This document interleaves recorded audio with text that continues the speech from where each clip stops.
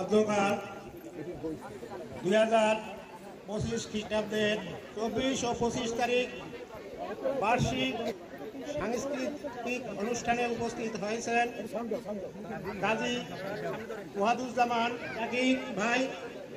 আমাদের প্রধান অতিথি উপস্থিত হয়েছেন বিশেষ অতিথি আবু বকর সিদ্দিক বাদল। আরও অনেকে উপস্থিত হয়েছেন। বেশি সময়ের জন্য আমি প্রত্যেকের নাম বলতে পারি না। আমি আপনাদের কাছে ক্ষমা চেয়ে নিচ্ছি, কারণ আপনাদের সময় এখন নামাজ ঘরে যাওয়া। এতে আমার একটু মন খারাপও লাগে, তবু আমার দুই একটা কথা না বললেই চলে না। কারণ কি, আমরা গতবারও অনুষ্ঠান করেছি, এবারও অনুষ্ঠান করেছি। আপনাদের এখানে আপনারা এসেছেন, এজন্য আমি এই নলি ভীমচন্দ্র মাধ্যমিক বিদ্যালয় ও 94 নং সরকারি প্রাথমিক বিদ্যালয় উভয় বিদ্যালয়ের পক্ষ থেকে আপনাদেরকে আমি কৃতজ্ঞতা জ্ঞাপন করছি। আপনাদের উপস্থিতি এই বিদ্যালয়টাকে অত্যন্ত সুন্দর ও সুষমমণ্ডিত করেছে। কারণ আপনাদের মতো গুণীজন যে এখানে আপনারা আসবেন, সেটাই আমাদের ভাগ্য, এটাই আমাদের সৌভাগ্য। আমরা আপনাদের এখানে উপস্থিত হয়েছেন, এজন্য এখানের আপামর জনগণ যারা এখানে আমাদের সভাপতি আছেন, সবাই আপনাদের প্রতি এবং অন্যান্য কর্মীবৃন্দ, আবার আমাদের এখানে সাবেক সভাপতি রয়েছেন, আমার বাল্যবন্ধু ডাক্তার জাকির হোসেন রয়েছেন। আমরা সবাই আপনাদের এই পদচারণায় মুগ্ধ হয়েছি। আমাদের এই অনুষ্ঠান প্রতি বছর চলে, কিন্তু বিভিন্ন প্রেক্ষাপটে আমরা করতে পারি না।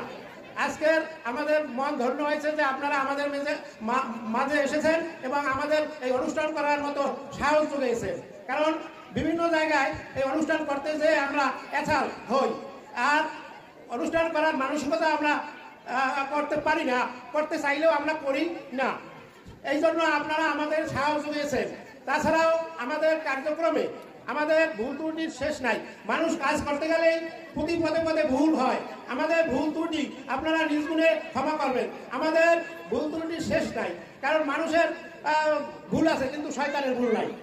আপনারা আমাদের এই মাঠটাকে, আমাদের বিশেষ করে 1928 সালে নলি ভীমচন্দ্র মাধ্যমিক বিদ্যালয়টি, ঐতিহ্যবাহী বিদ্যালয়টি প্রতিষ্ঠিত হয়েছে। কেমদ্বীপ ইনস্টিটিউশন, সেটাও হলো 1928 সালে প্রতিষ্ঠিত হয়েছে। এই বিদ্যালয়ের অত্যন্ত গৌরব রয়েছে। তারপর আমি একটা কথা বলি, আমার বিদ্যালয় দীর্ঘদিন যাবৎ তৃতীয় এবং চতুর্থ শ্রেণীর কর্মচারী নাই।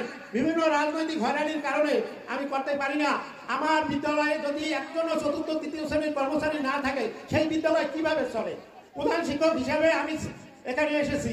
আমি রূপন বন্দর অ্যাসিস্ট্যান্ট মাস্টার ছিলাম, 1 বছর 7 মাস 17 দিন ভারপ্রাপ্ত প্রধান শিক্ষক ছিলাম, এবং এই স্কুলেরই আমি ছাত্র ছিলাম। এখানে আসার উদ্দেশ্য ছিল কিভাবে আমার বিদ্যালয়টাকে সুন্দর করা যায়। বিভিন্ন ভর্তি করতে হওয়ার জন্য আমি পেরে উঠছি না। গতবার কমিটি নেওয়ার জন্য আপ্রাণ চেষ্টা করছি, কিন্তু কেস দিয়ে আমাদের কমিটি নেওয়া হ্যাঙ্গিং করে রাখছে, আমরা পারতেছি না।